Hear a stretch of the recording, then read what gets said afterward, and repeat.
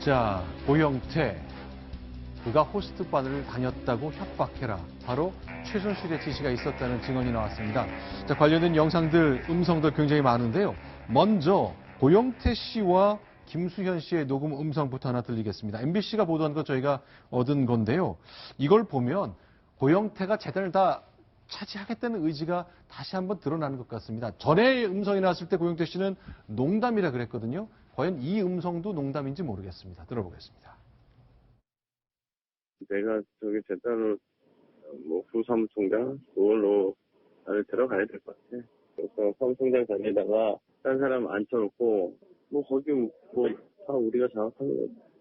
이상한 재단을 심어놓고 나중에 나하고 순하고 관계가 끝나더라도 끝날 때가 됐어. 체육재단 잡아놨지. 여기 재단 잡아놨지. 그렇게 해서 차관종한테 뒤집어 씌우면 된다고 봐요. 최대한 피해자로 만들면 된다고 저는 그런 거거든요. 까는 게 아니라 누구한테 까임을 당한 거죠. 그런 식으로 시나리오를 만들면 된다고 저는 보니까요. 월요일부터 기사가 이제 계속 나올 거야. 그렇게 알고 네 계정하고 어쨌든 그 메일 다 주고받고 뭐하고 너도 연관됐다고 생각되는 거 있지. 그거는 너도 다 없지.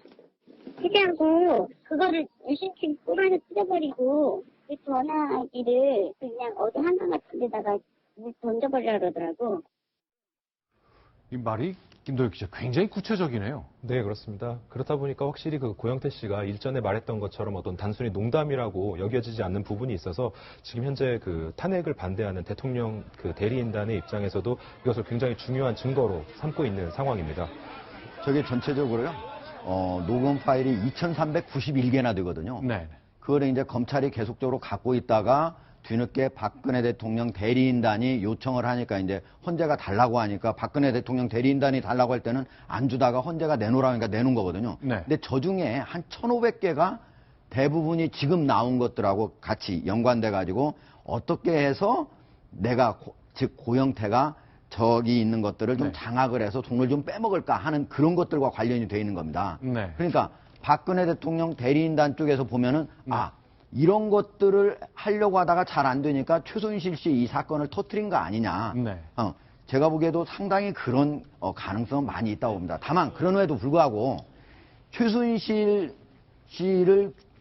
씨가 주도적으로 해가지고 네. 전체적으로 53개 기업으로부터 774억 원을 강제 보금한 거잖아요. 네. 이런 것들한테는 고영태 씨가 영향을 미칠 수가 없었다. 네. 이런 것들을 최순실 씨가 하는 걸 쉽게 하는 걸 보면서 운영 과정에서 내가 그러면 어떻게 다른 차한택 씨나 이런 사람들을 몰아내고 거기도 내가 장악해서 그리고 최순실 씨도 몰아내고 장악해서 나도 좀 어떻게 해먹을까 이런 생각을 한 것이지 네. 처음부터 대통령과 최순실 씨가 서로 같이 상의하에서 기업들부터 모금하는 이런 과정에 개입한 내용들은 없다. 이렇게 말씀드릴 수가 있습니다. 이분들이 그러니까 얘기를 들어보니까 일반적인 회사원 이런 거하고 좀 거리가 있는 분들 같아요. 시나리오 잘 짜봐라.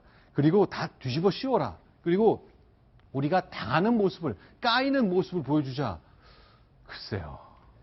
실제로 고영태 씨가 그런 점에서 굉장히 영리하다고도 볼 수 있을 것 같습니다. 상당히 전략적이고 똑똑한 사람이라고도 볼 수 있을 것 같은데 실제로 이 녹음 파일이 나오고 난 이후에 이제 그 노승일 전 K스포츠 부장이죠. 그 부장이 네. 이제 고영태 씨를 위한 지원 사격에 나섰는데 최순실 씨가 이제 고영태 씨를 협박하라고 했던 증언이 그 상황이 있었다, 정황이 있었다라고 밝힌 겁니다. 네. 네, 그래서 실제로 노승일 부장에 따르면, 최순실 씨가 고영태 부모님을 찾아가라. 네. 고영태가 호스트바에 다녔고, 마약과 도박도 해라라고 이제 지시를 했다는 겁니다. 네. 그리고 또 고영태가 이상한 행동, 그러니까 지금과 같은 어떤, 내부 비리를 폭로하는 것이겠죠. 네. 이상한 행동을 하면 다 소문낼 것이라고 그 부모와 형제에게 전하라라고 했다는 겁니다. 그러니까 내가 이런 지시를 최순실로부터 받았다는 건데 실제로 그럼 노승일 씨는 어떻게 했습니까?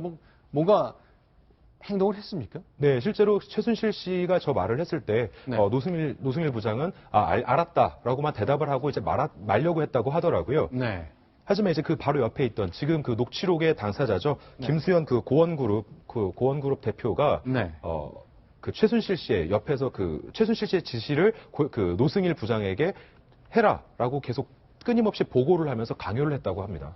그럼 종용을 했고 결국 가긴 갔다고 기사가 나오는 건지 모르겠네요. 예, 그렇습니다. 실제로 광주까지도 동행을 했다라는 이야기도 나오는데요. 그냥 가서 부모한테 만나서 얘기하라는데 네. 믿었지 않으니까 같이 동행을 시켰군요. 네, 그런데 그 후에 실제로 뭐 그런 이야기를 했는지 여부에 대해서는 확인된 바가 없습니다만 아마도 그 노승일 씨와 고영태 씨의 관계를 볼 때 네. 그러한 직접적인 이야기까지는 하지 않은 것으로 이제 예상할 수 있겠습니다. 왜냐하면 고영태 씨와 노승일 씨가 이제 한국체대 동기인데요. 물론 네. 하는 종목은 달랐죠. 고영태 씨는 그 펜싱이었고 노승일 씨는 배드민턴이었기 때문에 종목은 달랐지만 그런 네. 그 동기였다는 점, 그리고 또 노승일 씨가 그동안 그 국정감사 등에서 청문회에서 증언한 그런 내용들을 종합해 볼 때 과연 그렇게까지 협박하는 자리까지 나가서 실제로 했을까?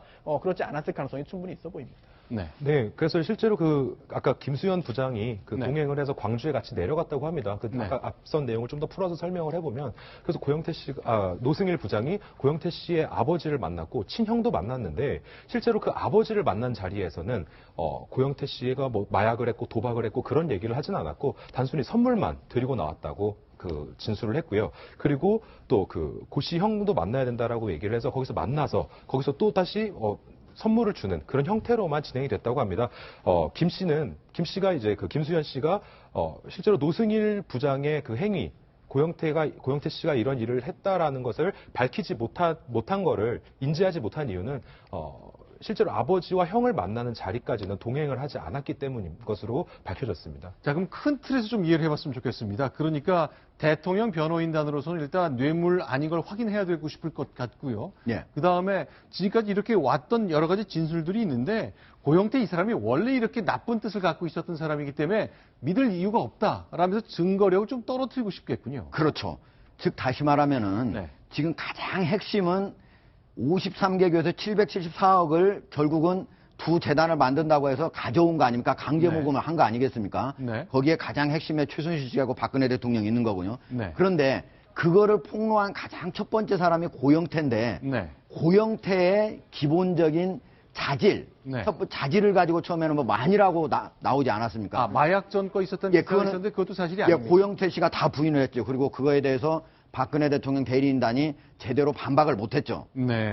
그런 소문이 이제 최순실 씨가 주장을 했지만은 네. 그렇기 때문에 이번에는 다시 이렇게 폭로하게 된 배경은 네. 바로 내가 갖고 있었던 이 재단 이런 것들을 고영태가 장악하려고 다른 수하에 있는 자기 뭐 친구 노승일이라든지 아니면 거기 있는 과장 뭐 고원기획의 대표 김수현 등등하고 이렇게 해서 이걸 먹으려고 폭로를 한 거다. 즉 다시 네. 말해서 사실관계 지금까지 검찰의 수사에 사실관계 자체를 흩뜨릴 수는 없지만은 이 사람의 의도 그거를 밖으로 드러나게 함으로써 신빙성을 낮추려고 하는 것이다. 이렇게 네. 볼 수 있습니다. 게다가 또 이제 음성 파일이 2,000개가 넘게 나왔는데 그 중에 보니까 대통령 변호인단이 원하는 대로 고영태의 문제적 면모들이 많이 담겨 있는 것이 나오고 있거든요.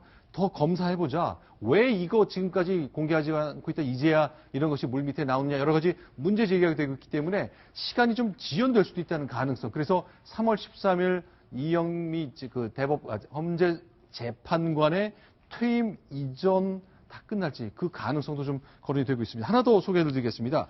김수현 씨와 고영태 씨의 대화 내용인데 이랬구나 저랬구나 싶을 내용들이 좀 담겨 있습니다. 소개합니다. 고영태는 이 사람으로서는 아무것도 못해. 이번에 큰 문제가 터졌잖아. 그래서 약간 거기에서 손을 놓은 것 같더라고. 그거 안 되고 끝까지 영향을 했는데 상암동을 어떻게 날려내는 그거를 나한테 치워줘야 돼. 알았어. 내가 만들어 볼게. 그쵸? 그 대신 형이 날 보여줘야 돼. 서장이 믿는 사람이 PIP라고 나 맡겨주세요. 나만 알고 진짜 나를 호흡을 매주신다 이랬어. 영태 형이 그 소장을 감정적으로 뭐 그렇게 해서 컨트롤하는 걸 한다고 하면 업무적으로는 우리가 해야 되는 건데.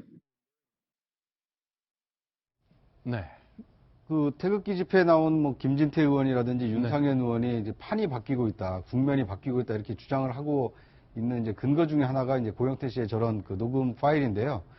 특히 이 고영태 씨의 측근 이모 씨의 경우에는 이 주고받은 메일도 없애고 그다음에 유심칩도 뽑아서 찢어버리고 전화기를 그냥 한강 같은 데다가 던져버리라고 이렇게 이제 유선상이지만 그런 내용을 얘기하지 않았습니까? 네. 일반적으로 검찰에서 수사를 할 때 네. 이 구속 수사를 하는 이유가 두 가지 아닙니까? 하나는 도주의 우려가 있거나 또 하나는 증거 인멸의 우려가 있을 때 구속 수사를 하는데 네. 이 전화 인물들은 어떤 의도를 가지고 이런 일을 꾸민 것인지 이 대목에 대해서도 어느 정도 수사가 필요한 대목이 아닌가 이런 생각이 좀 들 수밖에 없는 녹취 파일이 아닌가 하는 네, 생각이 듭니다. 김진태 의원이 계속 구속수해야 된다. 고영태를 압박해서 그동안 진실을 말하지 않던 것 진술하게 만들어야 된다 이렇게 얘기를 하고 있었죠. 네, 잘못을 한 사람이라고 한다면 누구나 수사를 받아야 되고 또 처벌 대상이 되어야 합니다. 당연한 일이죠. 그런데 지금 고영태 씨 같은 경우에 도덕적으로 굉장히 비난할 만한 요소가 있다 하더라도 고영태 씨가 형사적으로 어떤 범죄를 저질렀다는 것인지 아직 잘 모르겠습니다. 정확하게. 네. 과연 어떤 혐의를 둘 것이냐.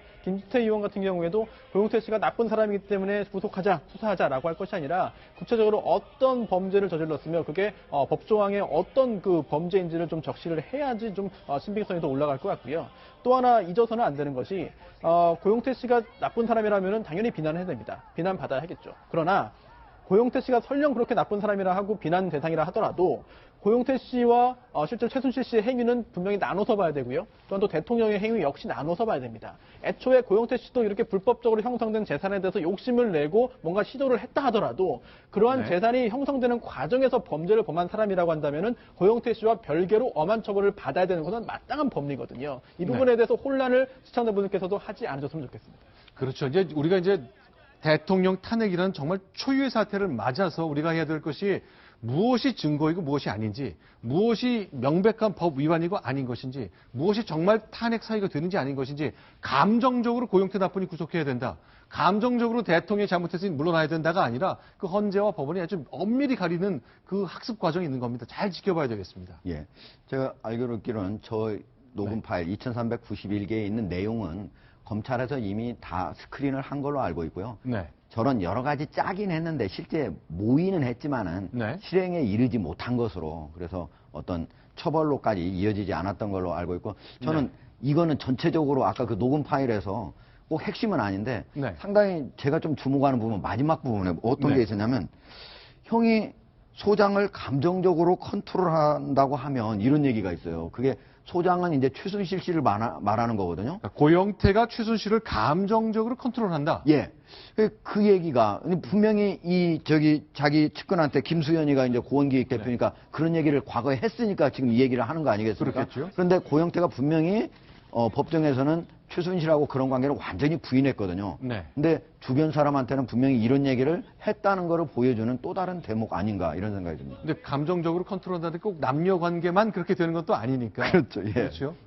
아주 고영태 씨가 아주 대단한 설득력을 갖고 있다. 그럴 수도 있기 때문에 단정하기는 어렵습니다만 어쨌건 많은 사람이 의심했던 그 방향과 관련된 무언가는 하나둘씩 나오고 있다는 것, 그건 분명한 것 같습니다.